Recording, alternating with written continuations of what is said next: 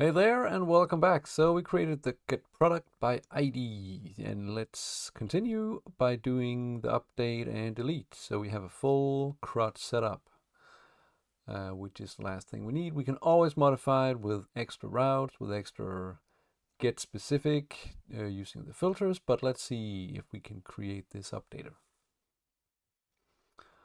So again, we're going to use the same sort of template, the same basis for this because we need the database. So first we will copy one of them and we still have request response. We will call this update product by ID because we need an ID. We only want to update one product normally at a time, so we need to specify the ID and then the updated values.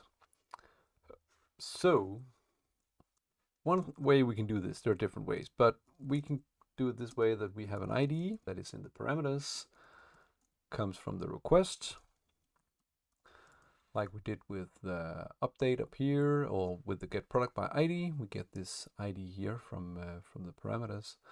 So then we have the ID, and this is very, very important when we do an update that we know the specific ID. If we refresh, we should have two products here. We can see it's very important we know the ID so that we don't update all documents in the collection here.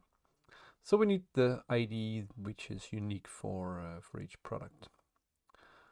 Okay, then next is that we need to change this. Of course, we don't want to find this anymore. We want to, oh yeah, I got it here. Let's just remove this. So we want to ask our product model to find and then also update. And we can see that Mongoose has ready-made method here by find by ID and delete, update. So there are different ways we can do this.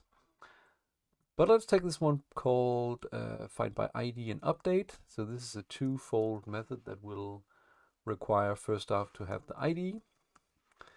And we have the ID here, and then it will require us to pass in the updated data. So we need to have this in the body, so we need both to have something in the parameters, and we also need to have a body with it. And let's see if we can finish this off here. We get a result. If the result, let's see here, if the result is wrong, or if we don't have a result, if it went wrong, we can write a status code of 404. The reason why we want to do this, because if we provide an ID that does not exist, this function will not work. It will not be able to find the document and will report back to the results. So this could be a 404 because we don't have the document if it's a wrong ID. But let's see if we can make a demonstration afterwards. So response status 404. Let's do a call the send method. We write cannot update product with ID.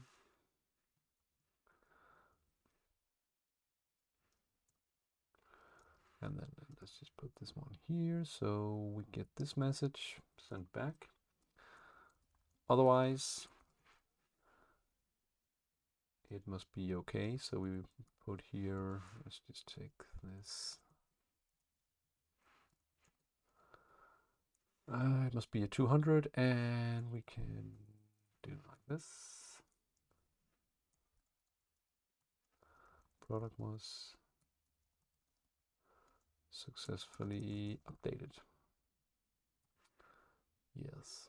So one way, and for some reason, if we have an error that requires us to do this to handle it in the catch block, we will send this message, probably not retrieving, but error updating product with ID, and then the error message, and then we disconnect from that database. Okay, so let's see, we will save this one, and we're going to now we're getting more and more methods here, so maybe we should put them like this.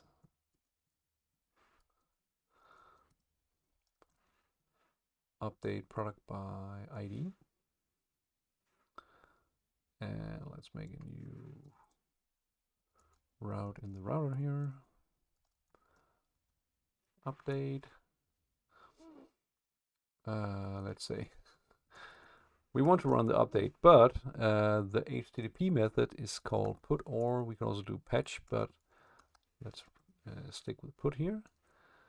We're going to do products, and we need the ID, so we know the ID of the product we want to update here, like this.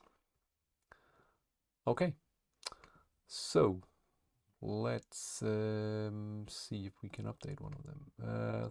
Think maybe if we, this will look a little identical to the create because we need a body and we also need to have an ID, of course, but if we, maybe you can right click on create product and then you can actually duplicate so that we have a copy of this, and we can just change the name for this. Update product by ID. Yes, and this is going to be a put request. And we need, now this is number 1. So we could update it by saying that updated and even better. Price, let's just say that this is not in discount. And we have 10. Yes, so we changed some properties in this. And now we need to have the ID of the product we want to update. So let's just find the ID here. Let's run this one. This is number 2. Let's copy this. So update, and I'm gonna put this up here. Oh, not the correct thing I wanted to do here. So we have a put request. We want to update a product. We have an ID. We have the updated values. We are doing a body in JSON. So let's see. Oh, let's see what happens here. Yeah, let's just run this. So it says 200, okay, product was successfully updated, which is the one we had here in line 101. So imagine what would happen if we specified the wrong ID. So let's say that we have this number 6 here. Let's just modify this so we remove it. So now it's only 7. Let's see what happens. Yeah, so now it can't cast it. Let's put a, it's because it's not correct amount of numbers. Let's put 17. So we changed it. Let's see. So now we get this cannot update product with ID, and this is 404 not found, meaning that the data source was not able to identify the product with the ID because we don't have a product with this ID, so it is a resource not found. All right, so I think it looks like it's working actually. If we put this back together here, it should be working, and we can also check if we do get all products, if we actually have some updated data. Product number 2, updated even better. Price, it is in stock, not on discount. Okay, so I hope you make this work and have fun with this. Bye-bye.